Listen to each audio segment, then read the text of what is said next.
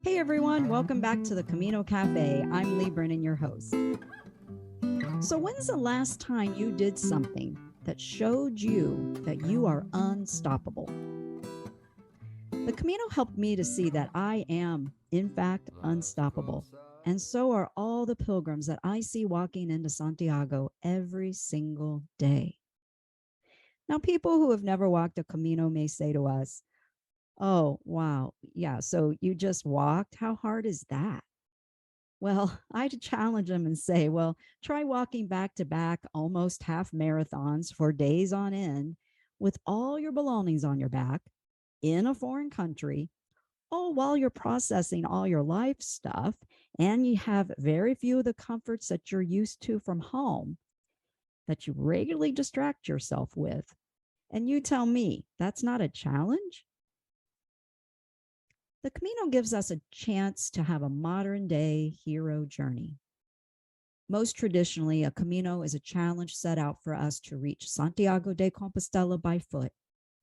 No matter how much you plan, the Camino will provide you many additional challenges.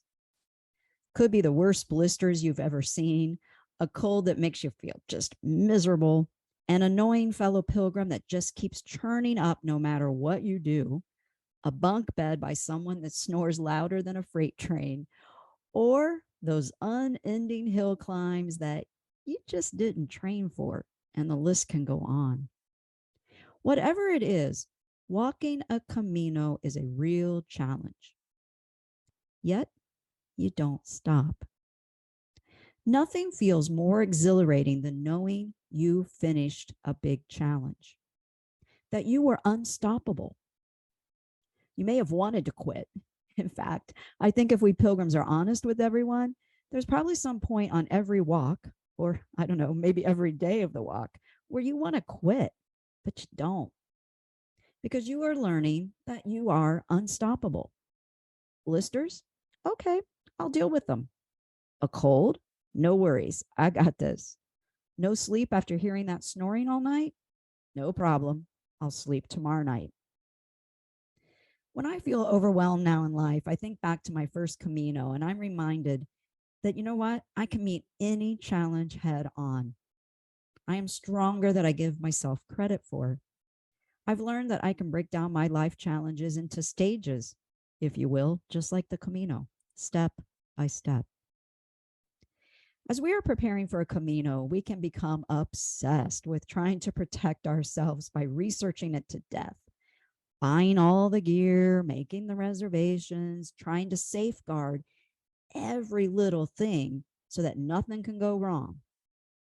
But what the Camino will likely teach us is that you don't need to do all of this, that your challenge will likely be something you didn't or couldn't plan for, just like in life.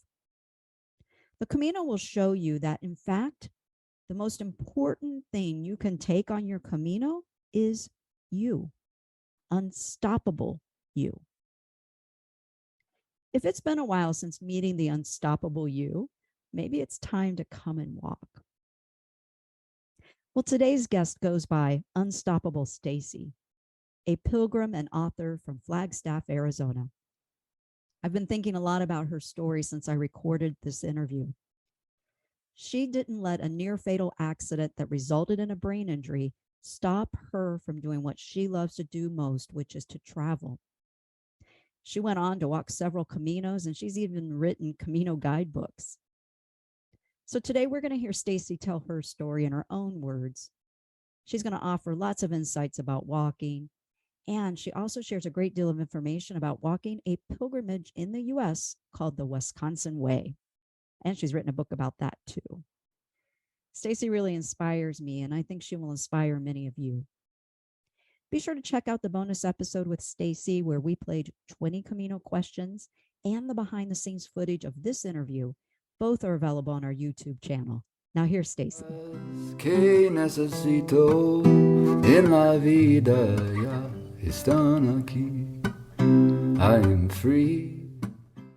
Hey everyone, welcome back to the Camino Cafe. I'm so happy to be in season 3 and really excited that Stacey Wittig is sitting here with me because I've been trying to interview her for a long time and our schedules just never jived. And finally today we found a moment to sit down. So thanks so much, Stacey, for coming to the Camino Cafe.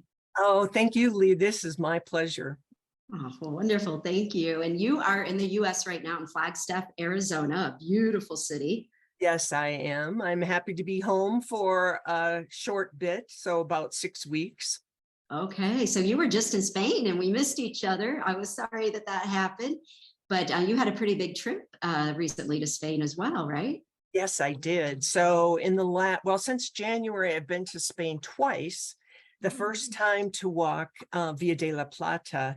So that was 6 weeks. And then I went back for a travel writing conference in Andalusia. So I had another 5 weeks in Spain. So I'm very acclimated to Spain right now and can't wait to get back. But do you have a trip planned? I don't, but I'm always open. So okay, cool. So, I don't know that much about your background. Like we kind of have a lot of common friends and everything. So excuse me if I ask something you think, how does she not know this? But I was going through your website and first I love the Unstoppable Stacey. Like that is a really great nickname. And so my first question is, how did this come about? How did you become Unstoppable Stacey? Well, I think it's been like over a lifetime of experiences. Of things that have challenged me over my life that I've been able to overcome, one being a traumatic brain injury. Mm-hmm. And I've been able to, do as much traveling and writing as I do. So in that case, I feel unstoppable. I started travel writing in 2008, and I had a different moniker then. But I was out in California and one of my PR hosts was hosting me. And I said, I need a new name. I need a new brand. I've got my colors. I've rebranded everything, but I need a new name. She goes, it should be something like Unstoppable Stacey. I'm like, oh, perfect. Now this woman probably charges $450 an hour for her marketing services. I have no idea, but right. I just felt very blessed that she, was able to come up with that. And I went, that's it. So, boom. And you've really been able, from what I was reading on your website, to attach some meaning to that nothing's holding you back, like being a solo traveler, being a woman, all these different things don't hold you back from traveling. And I think that's a real inspiration. Yeah, that's one of the things that kind of the goal of my travel website is to encourage women to travel regardless of their family situation. My husband doesn't travel, so I could stay home because my husband stays home. However, I get out there and travel, and I don't want to, think back over my life and go, oh, I wish I would have done that. So that's part of the unstoppable thing is I really like to encourage men and women, but a lot of women have more of that fear or anxiety of travel, even going on the Camino, which I think is very safe and a perfect place to begin your solo travels. Yeah, I agree. And you're right. I think everybody sometimes has a little nervousness about even going out to dinner by yourself or going to a movie. And so when you say, hey, fly to another country on your own, that can be a little unnerving at first until you do it and you get used to it, right? Right. Well, and even me, as much as I travel, I still get those Camino butterflies. Before I go, I'm like, oh, should I be doing this? Why am I doing this? What's happening? And then of course, once I get on the plane, I'm fine at that point. But I think we all, have a bit of anxiety to undertake such a big and meaningful thing in our lives. I agree. And I think that kind of shows the meaning behind it, right? If we weren't a little nervous, then it really wouldn't be something that's transformative. So that's pretty normal, I think, to be nervous, but sometimes we don't like that feeling of nervousness, do we? Exactly. So now did the traveling Stacey come first before the Camino, or did the Camino kind of spur this Unstoppable Stacey as far as travel and travel writing? I don't know what year your first Camino was. So that's a really great question. I have always traveled. So I grew up in a family that did the car camping, the summer road trip from Minnesota to California, from Minnesota to Montreal. You know, I say that traveling is in my blood because my father is a Viking. My father's Norwegian. So I say it's in my blood. I was working for a Fortune 500 company. I had the golden handcuffs. I couldn't leave my job, even though I was working 80 hours a week. I was making fantastic money. It was killing me. And I felt called in 2005 to take myself on a spiritual retreat. So I ended up driving out to Pasadena, sat there with a book, St. Teresa, 10 Days with St. Teresa. But because I am such a type A personality, I'm going to do it in 3 days. So in 3 days, I do my St. Teresa studying, and I came back home and I said, Dan, I feel like the Lord is calling me to do the Camino. And he said, go, just go. He was so worried that he was going to find me, you know, laying dead at my desk. So he has been very supportive ever since 2005 was my very first Camino. Very first one. So this Camino, or this pilgrimage, or I guess retreat that you did for Santa Teresa, was that one you just designed? Well, I had a book. So there was a book, 10 Days with St. Teresa. And I'm very much into contemplative prayer and spirituality. And so that's why I have gravitated over the years to St. Teresa, because she's such a great mystic and she has such amazing power in being a woman, and really has that connection to the Lord that helps me connect. And so there was a book and I just went. So I was in a hotel room in Pasadena. I love it. So you just designed your own retreat based on this book. And I love that, being the type A personality, that you did 10 days in 3 days. And I'm sure you did every second of what needed to be done in those 3 days. It wasn't like you cut it short in 3 days. Exactly. I love it. So now, how did you know about the Camino at this point? Had a friend gone, or? So no one, you know, in the US, the Camino was relatively unknown. Right. But like I said, I was a traveler. So in 1995, I took my very first trip to Spain, and I visited a girlfriend who was doing a semester in Spain in Granada. And so I went for her spring break. Well, her spring break happens to be Semana Santa, you know, so the Holy Week. Right. And I've never been to Spain before. I'd spent a lot of time in Italy and Germany and, you know, around, but never Spain. We were headed to Portugal. So she was wrapping up her classes. I'm hanging out with all the students, and there's these people putting on backpacks and leaving. I'm like, well, where are you guys going? We're going to Portugal. Where are you going? Well, we're going on the Camino de Santiago. And I'm like, what? What's that? And they kind of told me. But if you think way back to 1995, we had an internet, but you could never find anything on it. You couldn't bookmark. It didn't translate. It was, you know, so I went home and I was like, okay, I need to find out about Camino de Santiago. Well, I couldn't, and there was no books in the library. So it kind of, you know, went out of my mind. So 10 years later, here I feel like the Lord is going, Stacey, remember the Camino de Santiago. And so at that point, then there was a lot on the internet, and I found a great guidebook, and, you know, the rest is basically history. Changed my life. I'm total Camino addict now. So. Yes. Did you ever imagine, when you found those first books, that you would in turn start writing guidebooks for Camino routes yourself?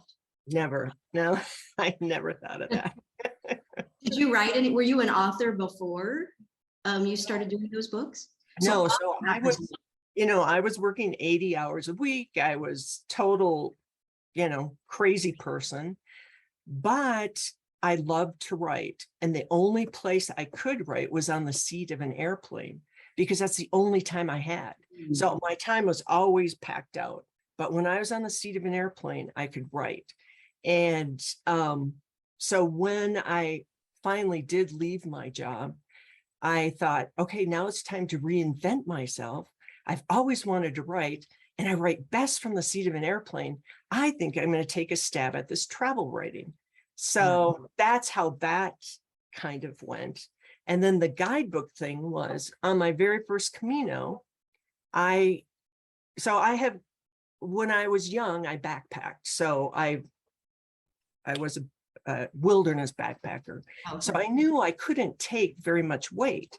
So I went on Amazon and I'm looking for a daily devotional that I could read every day on the Camino, some scripture verses so I wouldn't have to take a Bible, because back then we didn't have online Bibles.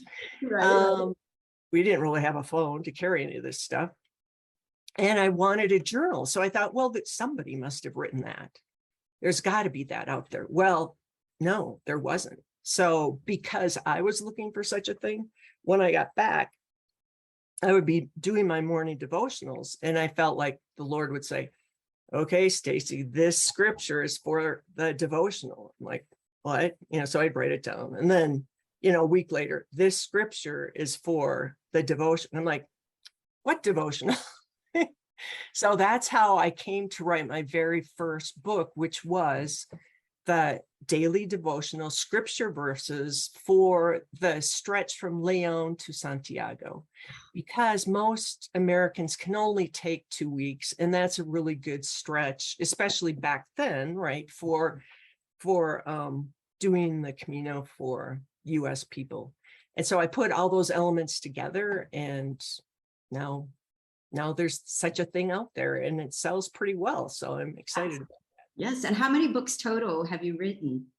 I was trying to figure that out earlier.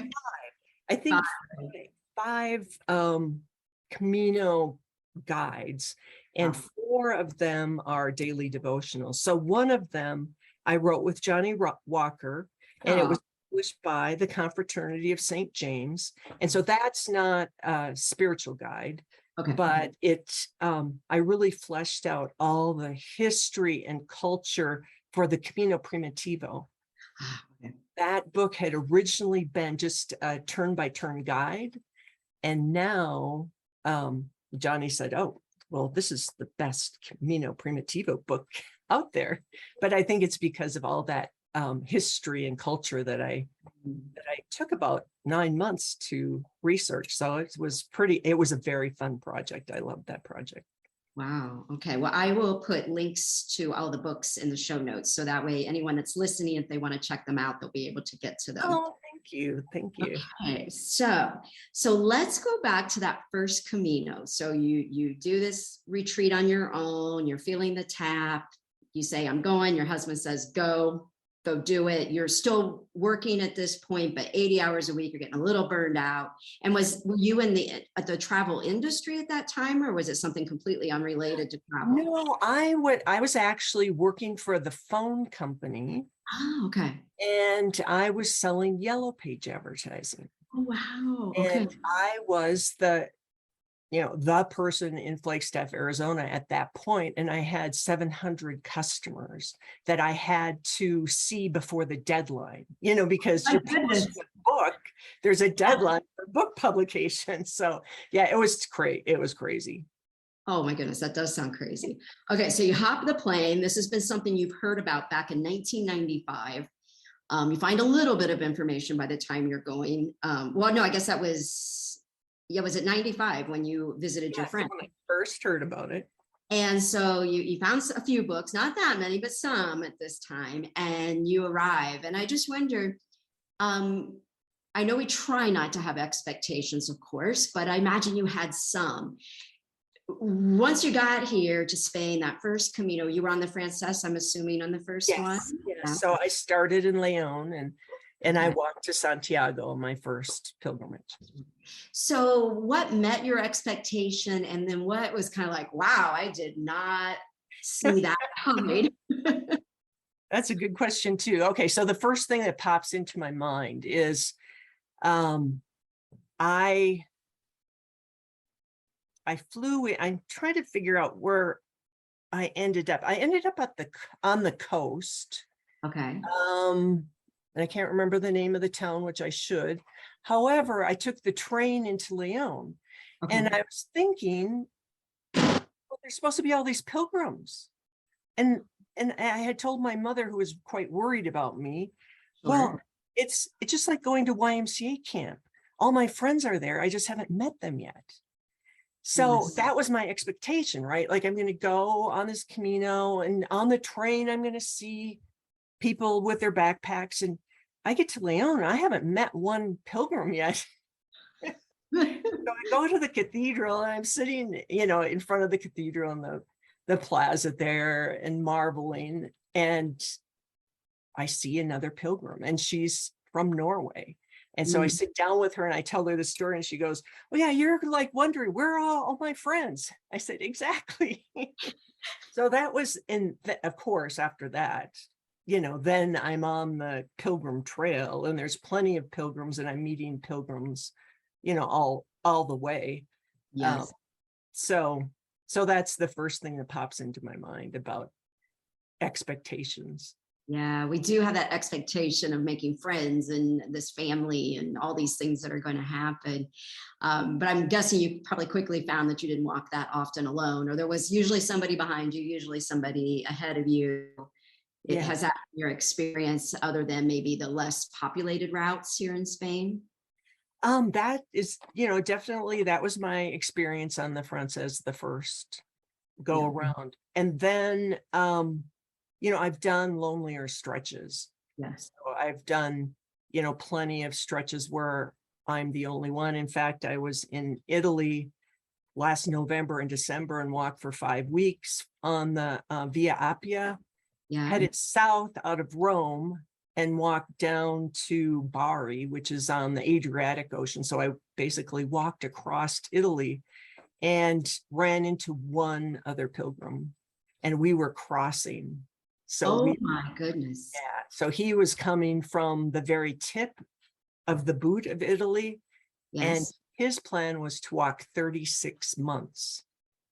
So he had just started out, and we crossed paths, which was a total God thing that we met, because he was able to direct me around a really big flooding area that he had just walked through. He was a really tall Spanish dude. And he said that the water was up to his thighs. And so if I would have walked, it was probably like 10 miles to that crossing. Yes. And the water, normally there wasn't water there, but that's how much flooding was at the time. So, my goodness. So it was a blessing that I had walked with him, or walk by him. Trail angel right away, right? Yeah. What did that feel like to not be seeing pilgrims for that long of a period? It was a seasoned walker, but that would still feel odd to me. It did. And it was, I knew that it was going to be a lonely walk. I knew, I was in my mind, I was planning on it being a real time of contemplation and more of a pilgrimage kind of for myself. Whereas a lot of the pilgrimages I go on, I feel like that's my mission. I'm going for other pilgrims that I might meet. But this one, I knew it was going to be lonely. But you were in Europe during last November and December. It rained so much. So it was unseasonable rain. So all that rain, walking in the rain and walking in the rain and walking in the rain alone was very difficult. So it was very much of a struggle.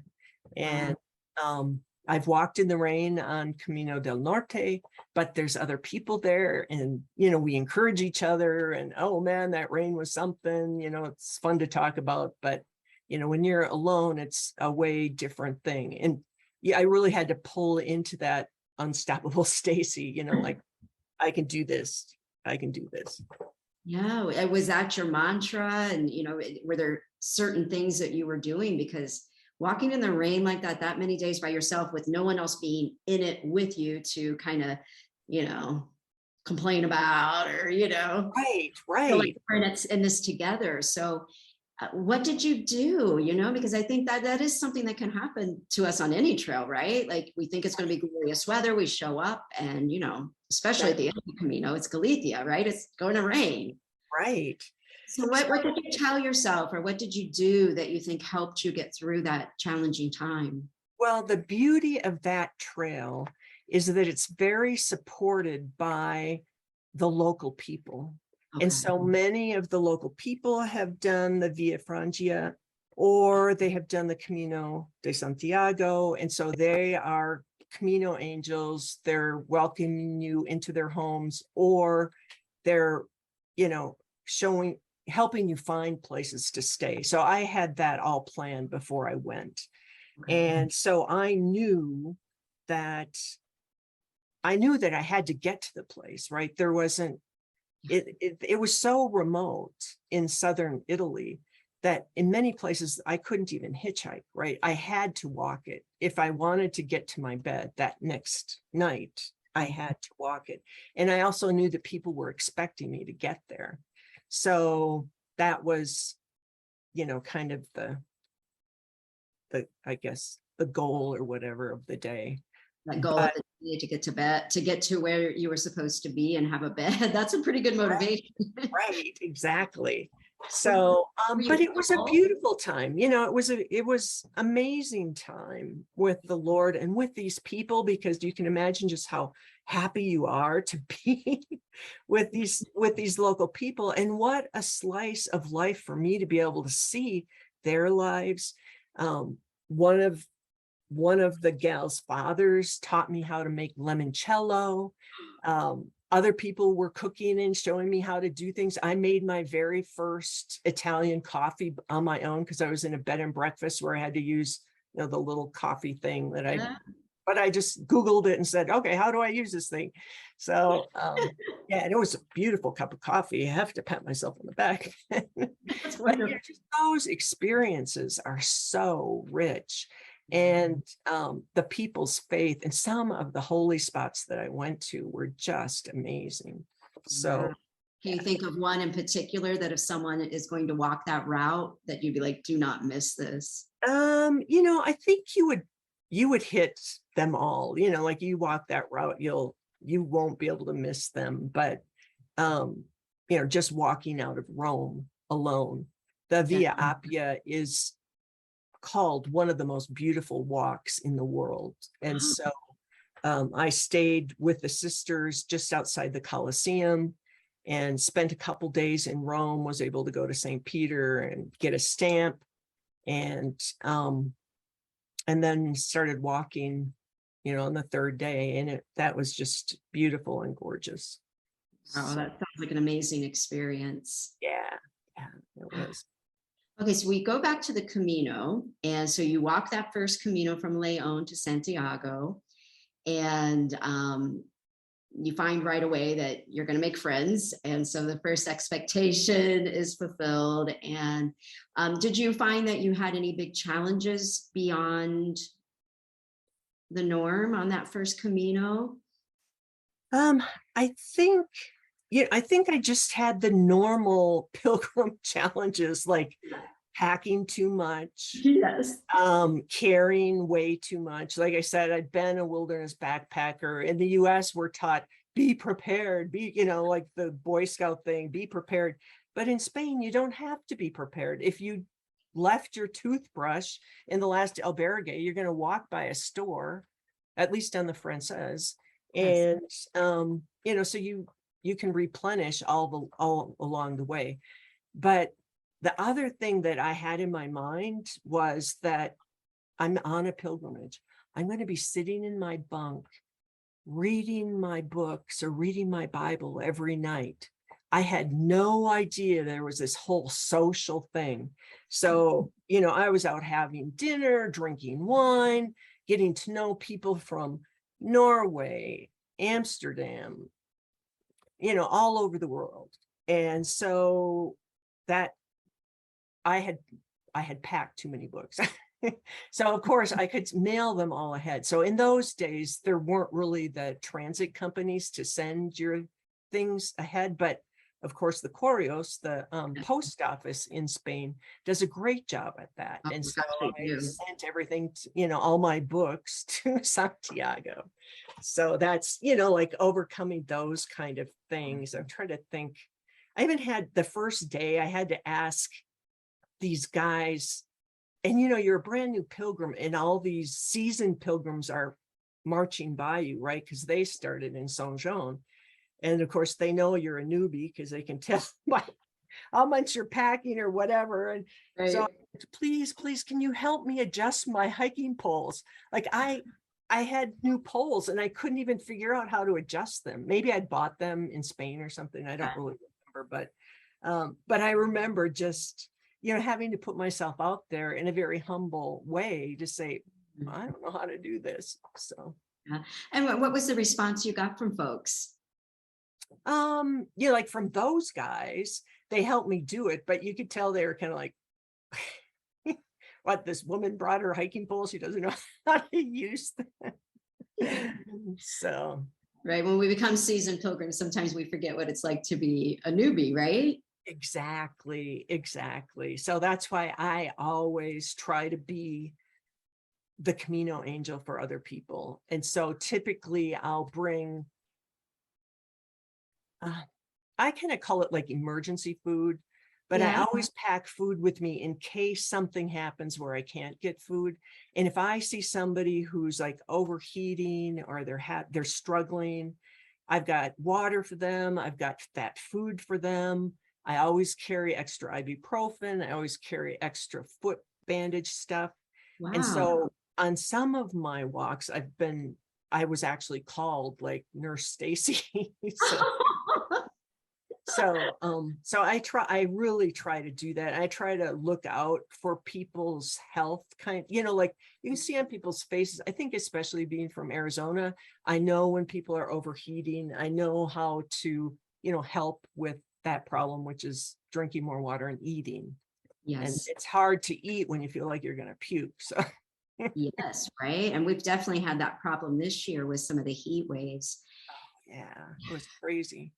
Can you think of a particular time where Nurse Stacey jumped in and was the Camino angel for someone? Well, I'm thinking of one of the times that I went up out of Saint Jean and did that crossing of the Pyrenees. Yeah. And there's so many people, like students in particular, like either they're doing a gap year and or maybe they were going to school in Europe. I remember this Korean gal, and now she's carrying all her stuff from school. So she completed her school and now she's got it all on her back and she's trying to get over the Pyrenees. And so I could tell that she was struggling. Right. And so I sat down with her and I basically, heard her story. I always like to listen. And so I was listening and I really tried to let her know that it's okay not to take everything, that it's okay to let's maybe find somebody that can ship this ahead for you. Because at Orison, they do have a place where you can ship ahead. And so they just have a car that, they drive it up there for you. But so that kind of thing, to sit down with someone and just listen to their story and then offer some simple advice. Yes. Another time there was a brother and a sister, and they're from the US, and they were walking up that stretch. And he was overweight. And I sat down next to him and he said, yep, I'm doing this Camino to lose weight. I go, well, good for you. That's awesome. But really, I'm from Arizona. I know about water. You need to drink more water. Oh, I've been drinking my water. I brought plenty of water. I go, well, you can't just bring it. You got to drink it too. So I was able to, like Nurse Stacey was able to say, okay, here, drink some more water, and really kind of be his mom, because he was that age, he was the younger brother. And so so I think that was probably the Camino that I earned the Nurse Stacey thing. But later on, when I met them later on, he was very thankful. And we had that bond then with me and the siblings. So the siblings. So if you had to count up all the Caminos, how many do you think you've done at this point? I think I've done 15. Wow. So impressive. Starting in 2005, say I'm old. Of course, I've done, a You're not lot. old. But I usually try to kind of shut up about that, because I don't, when I'm walking, I typically don't try to put it out there that how many I've done, but Right. but the question usually typically does come up. It does, doesn't it? I think I've been asked that so many times. How many have you done? Where did you start? And I always say to people, no matter where you say you started, there's always going to be someone that started further back, right? Like, Sure. And no matter how many you've done, there's always someone else, but I don't know. For me, I wonder if you feel this way. I love the ones I haven't done not nearly as many as you have, but I still feel like my first one will always be the one that's most dear to me. The one I seem to remember, really well. Do you feel that way? Or was there another one that was like, no, this was the one that helped me change or transform more? Well, people will always ask me what my favorite is. And so my favorite Camino, the best experience that stands out among them all is the Le Puy route. So from Le Puy-en-Velay in France to Santiago. So what happens is, for people who haven't done that, you walk for a month in France. And then a lot of people will drop off. So a lot of the French people, they'll stop in Saint-Jean. But there were 3 of us that continued on then to Santiago. And I leave my Caminos up to what happens. So I don't, on that Camino, I didn't really think that I would get to Santiago. I wasn't trying to do that. However, 2 of the French guys that I was with, one of them said, you have to walk to Santiago with me. You have to, and I said, well, we'll see what happens. No. And so he planned it out. Well, by that time we'd been walking 5 weeks. We were really in good shape. So we could really do a lot of kilometers. We were, and it wasn't hard to do. So we're still in that, nice Camino pace.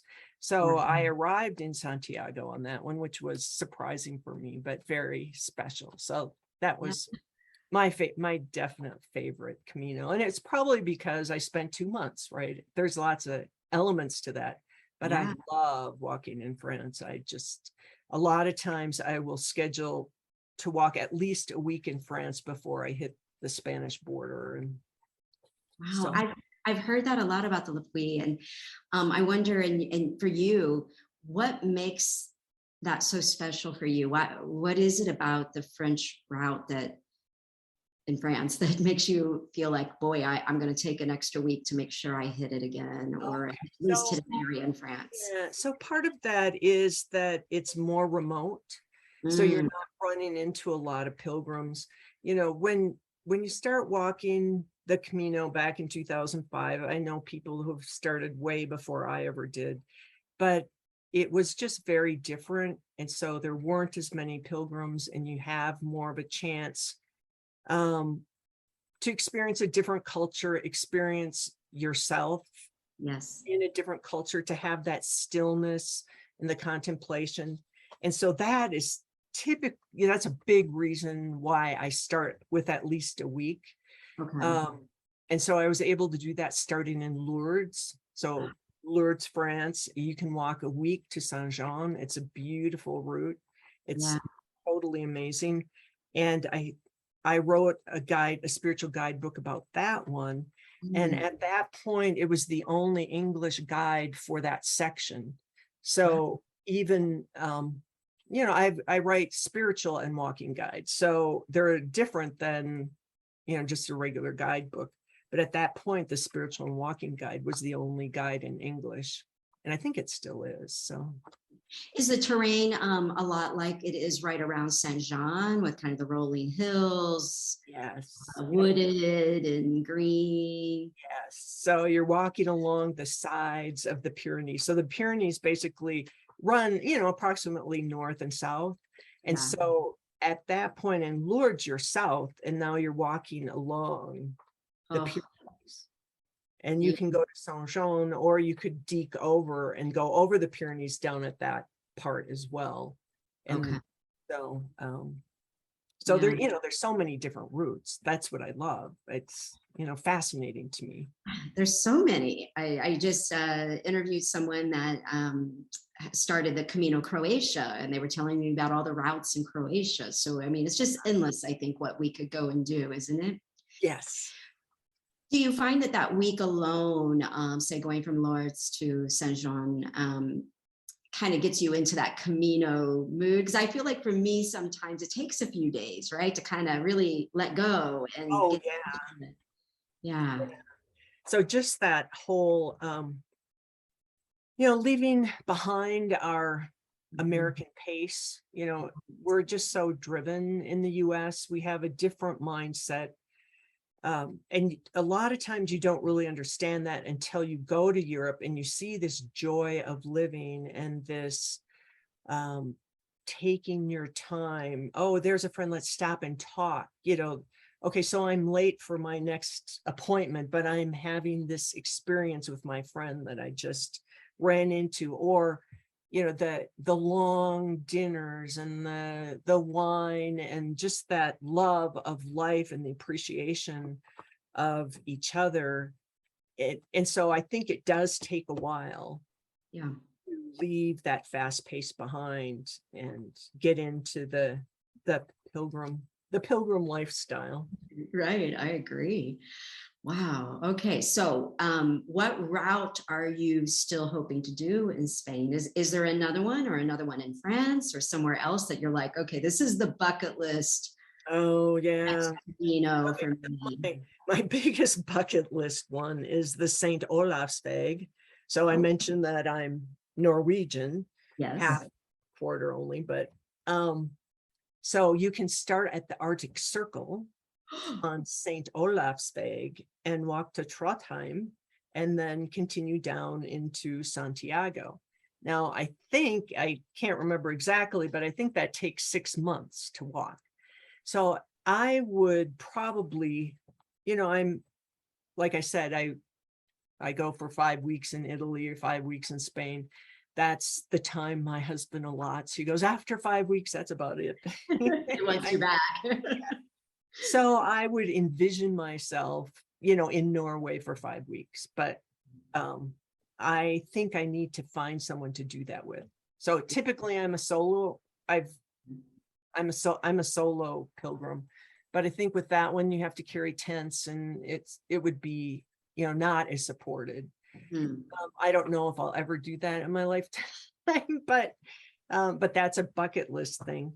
The one that I'm kind of being drawn to now is the Ignatian way, which is Ignatius of Loyola. He started the Jesuit order, and I have been studying him for the last couple years, and so I'm drawn to that.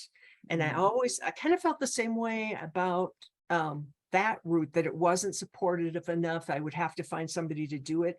But, after doing that Italian route, I'm like, I could do it. Like I could do that. So now I feel confident about being able to do that solo. There's also a route that goes from the coast down to León. And there's a couple names for that, which I can't come up with right now, but it's not San Salvador. It goes more east up to the coast, and that goes through Pico de Europa.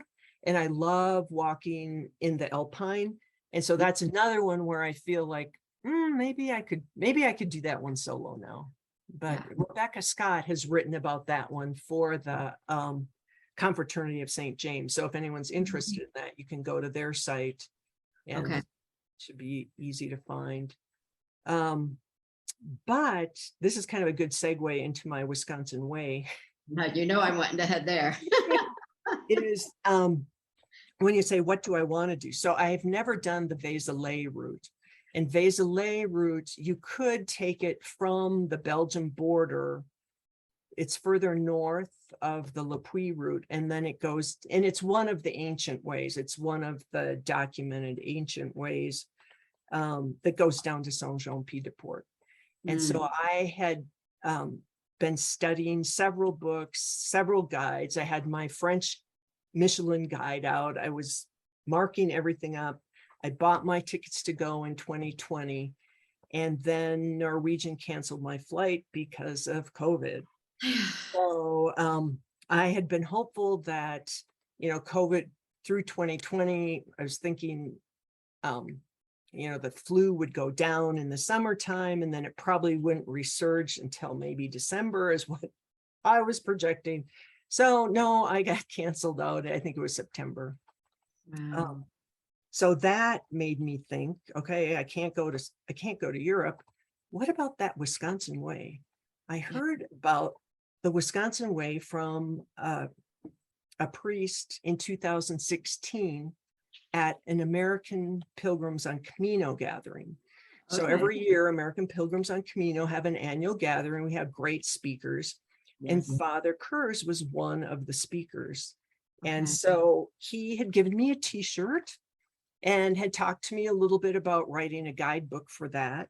But there was another woman there who said, no, I'll write the guidebook. So I'm fine. I have plenty of projects to do. Right. And so now fast forward 2020, I think I'm going to go try that Wisconsin way. So I went to the website figuring I'm going to download a PDF. I'm going to download the guidebook. I'm going to, get information. Well, there wasn't that much information. And so I ended up calling Father Kurz and finding out that no, a guidebook had not yet been written. And so I did my very first Wisconsin Way pilgrimage from outside the Green Bay area down to outside of Milwaukee, Wisconsin. So that's 154 miles. That's being developed right now. And then the next section would take you all the way to La Crosse, Wisconsin, which is on the western side of the state. And that would be about 500 miles. So this Camino is loosely based on, I call it an American Camino, the Wisconsin way. It's loosely based on the Camino de Santiago. And it's being basically developed. We're trying to find more people to bring people into their homes, bring, pilgrims into their homes to be supportive. There are bed and breakfasts for the closer you get to Milwaukee, then there's more support, more places to stay. But I say the way is made by walking. And so the more pilgrims we can get to walk the Wisconsin way, the way will be more developed. So. Wow. Okay.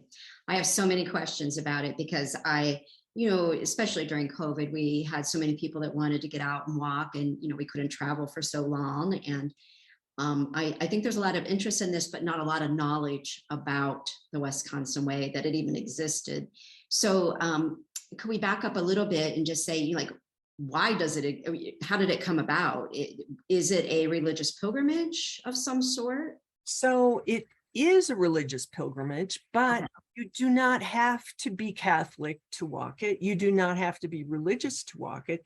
It's very similar to the Camino de Santiago, that you can be agnostic, deny God, whatever. Everyone is invited to come and walk this way. Right. So I have to footnote this with saying that I'm not Catholic, so I don't know all the right words for, but this is my perception. Okay. Because there is only one Marian shrine in the United States that's approved by the Catholic Church. Okay. Yes.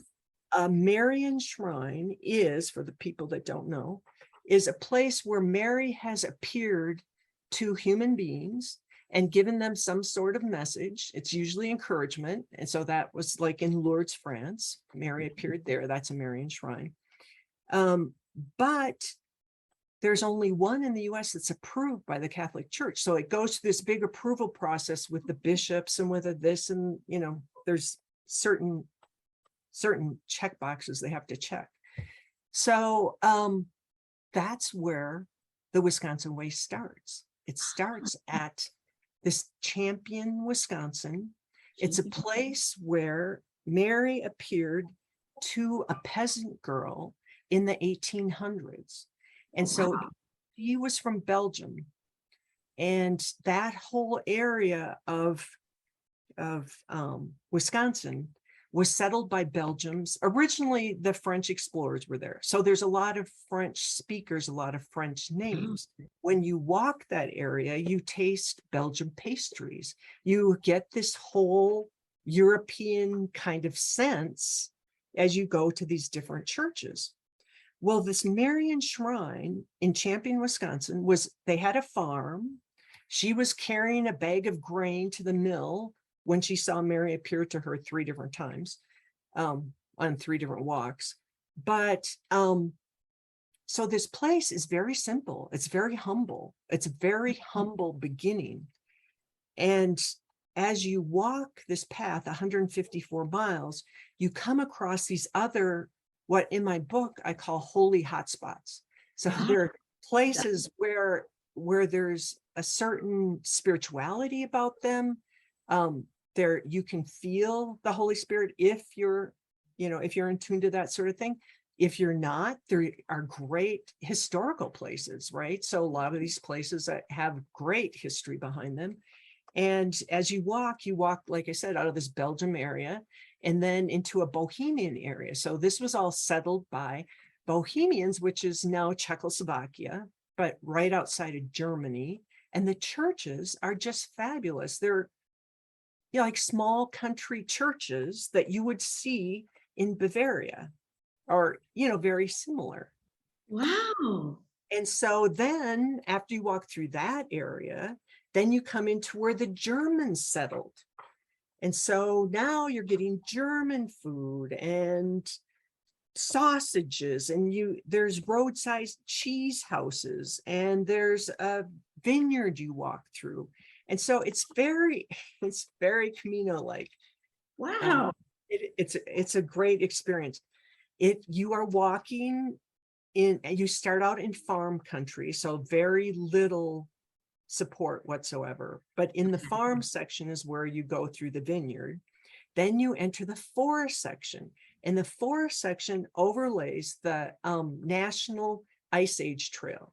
The National Ice Age Trail is you can look it up online, but it's an amazing trail that follows the formations that were left by the glaciers. So you're up and you're down and you're up and you're down, and beautiful forest lands and little tiny single track trails that you're all on this stones, like from glacial moraines. The stones don't slide because they're all compacted, but you're walking these stony paths. Oh. And then I did it first in the fall. So just the beautiful fall colors are just so amazing. In my book, I talk about a lot of those glacial formations. So as you're walking, you're learning a lot about the history, the geology, the spirituality of this place. And then finally, when you're coming up out of this forest section, which I think is 4 days, you end up at Holy Hill. So Holy Hill is a cone that was formed by the glaciers, and on top of it is a cathedral. And so you go from very humble beginnings in Green Bay, Wisconsin, walk 154 miles through this changing scenery and topography, and then you end up on this high point. And many people in the Midwest know Holy Hill. It's a place of pilgrimage. Not so many walking, but this is, I don't know if you can see this picture, but Yeah. Right there. Yeah. there. Yeah. Okay. So that's a picture of Holy Hill, but you could Google that as well. And so it just makes a beautiful end to your pilgrimage. Oh my goodness. Okay, so Stacey was holding up the cover of her book, which is a picture of Holy Hill, which I had no idea, and it's gorgeous. So I will make sure to post that in the show notes. There will be a link so everyone can take a look at that. Well, I think Wisconsin's a beautiful state to start with, right? In many areas. So you've got me super excited about this. So a couple of questions to you, because I'm imagining some people listening are going to be how I'm feeling right now, like, oh, I'd like to do this.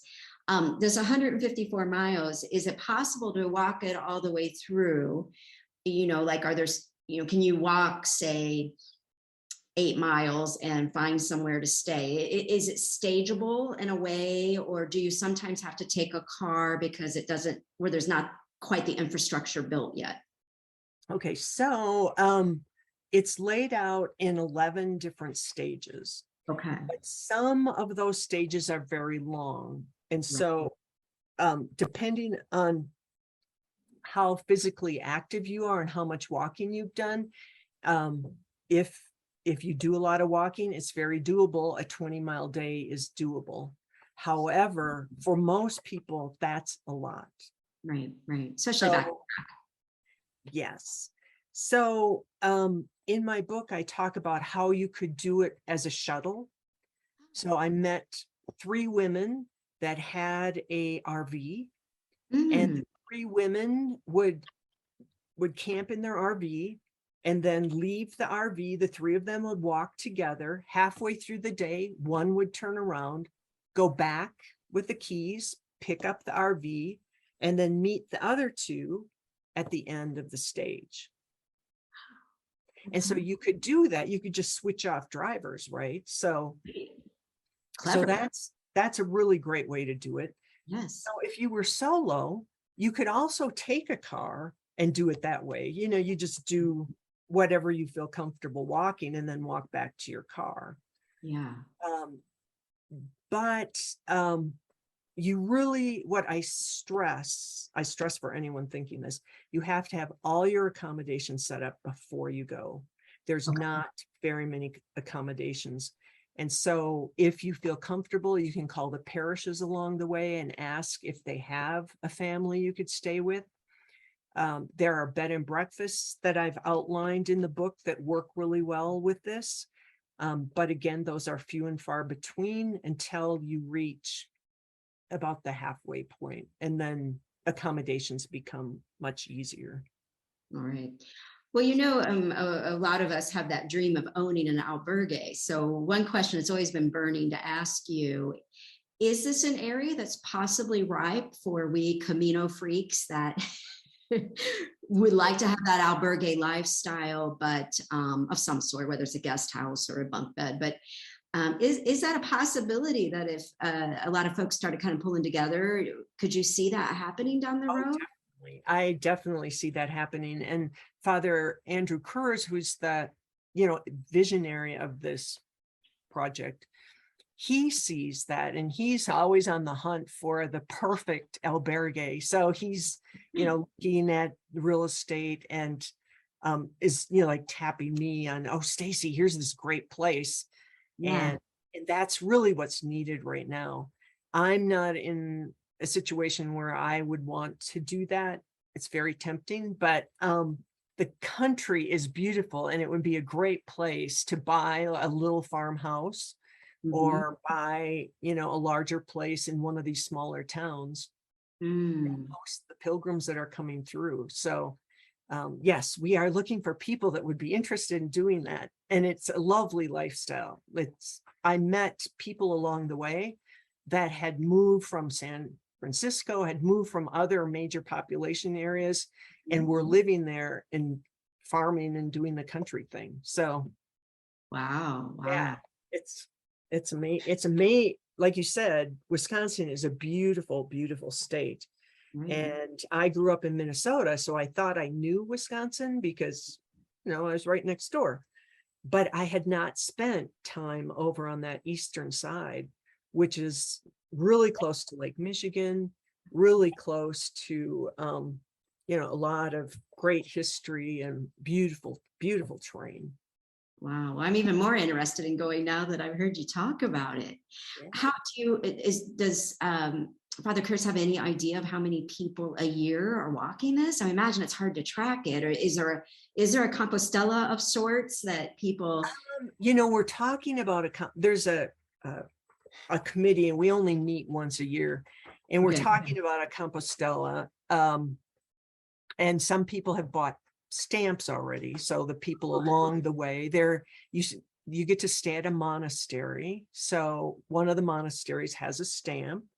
And so that's, something in development. Father Kurz does what he calls introduction to the Wisconsin way, where he will take people in his van and drop them off, and then they walk sections and then he picks them up. And it's, I think, a 4-day weekend. Okay.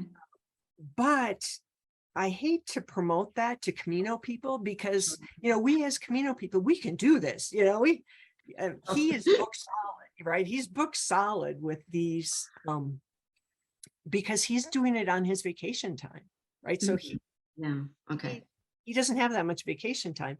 So he probably takes 8 to 12 people 3 times a year. So that many people are doing it with his Camino. Yeah. And then I would say maybe 4 or 5 people other than that. Wow. From my perspective, and I'm not there. Right. Maybe it's up to 10 people. There is a woman near Holy Hill that takes her youth group. So she's the youth leader at one of the Catholic churches in Slinger. Eileen does pilgrimages. And so she'll take 8 to 12 people probably. And so there's all those people that are walking it as well. But if that kind of gives you an idea, there's not a lot of people walking it right now. Right. So that could give some of us Camino folks, right, that didn't walk before 2000, an idea of what it's like to go on pilgrimage before it gets big and before there's tons of infrastructure, right? Wow, thank you for all that, Stacey. That is fascinating.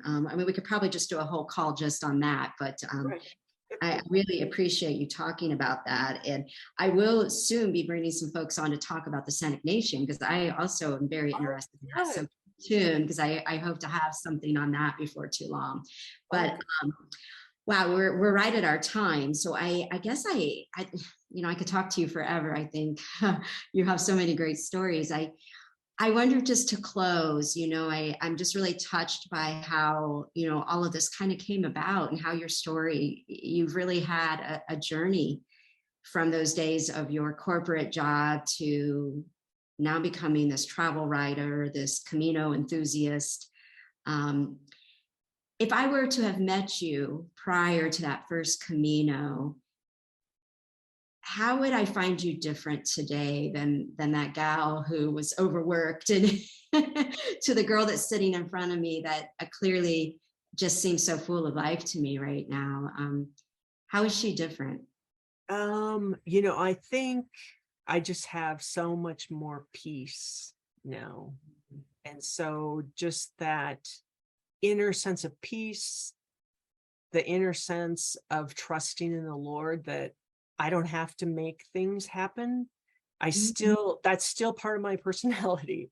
I'm still have to practice every morning prayers of letting go and letting God, and getting rid of anxiety of all the things that I have to do, because I do have a big list. But I do take time now. I take more time with people. I said that I like that about the European lifestyle. So I feel like that's probably a big difference with me. I was so work driven that I had lots of relationships with my clients, but not so many relationships with people outside. So that's probably a big thing. That's a big thing, a really big thing. Yeah.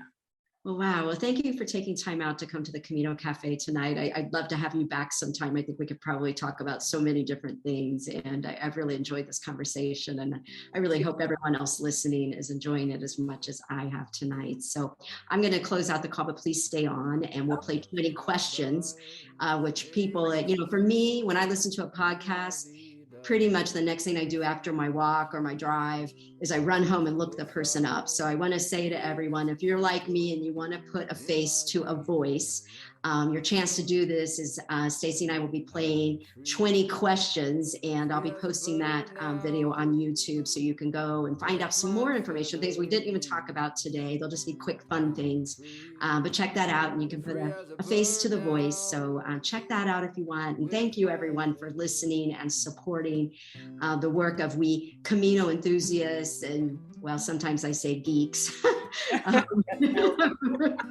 but advocates and people that have fallen in love. And if you haven't walked yet, I hope that you walk soon. So buen Camino, everyone. Camino.